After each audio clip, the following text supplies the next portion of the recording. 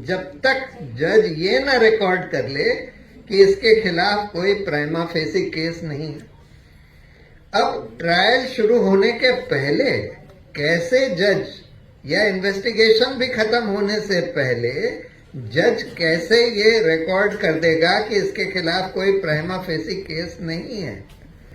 इस तरह के काले कानून के चलते हुए और सारी जो एजेंसीज हैं, जैसे एनफोर्समेंट डायरेक्टरेट है जो पीएमएलए के कानून को लेकर अपराध बनाता है, इसके तो केसेस पिछले 5-6 साल में कम से कम 50 गुने हो गए।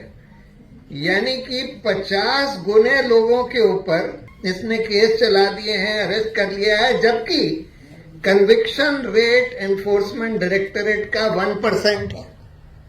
यानी कि आप ज्यादातर लोगों को बस ऐसे ही जबरदस्ती पकड़ लेते हैं और उनको बेल डिनाई करते हैं, क्योंकि बेल का प्रावधान इतना मुश्किल कर दिया गया है। बहुत सारे तो बिल्कुल झूठे केस बनाए हुए हैं, जैसे वो भीमा कोरेगांव में हमारे सबसे अच्छे ह्यूमन राइट्स एक्टिविस्ट को अरेस्ट करके रखा हुआ है पिछले 5-5 साल से, और उनके खिलाफ ये मुकदमा बनाया है कि वो प्रधानमंत्री की हत्या की साजिश कर रहे थे। और किस आधार पर बनाया? मतलब जो ह्यूमन राइट्स एक्टिविस्ट कभी कोई हिंसा की बात कभी किसी ने करी भी ना हो, करी ही नहीं है, उन लोगों के खिलाफ प्रधानमंत्री की हत्या का साजिश का मुकदमा बना दिया है। और इस आधार पर कि उनके कंप्यूटर में कोई चिट्ठी रिकवर करी गई जिसमें कुछ माओइस्ट ऑर्गेनाइजेशन से कुछ वो संवाद कर रहे थे, और वो सब प्रूव हो चुका है कि वो चिट्ठियां उनके कंप्यूटर में फैब्रिकेटेड डाली गई पेगासस का इस्तेमाल करके।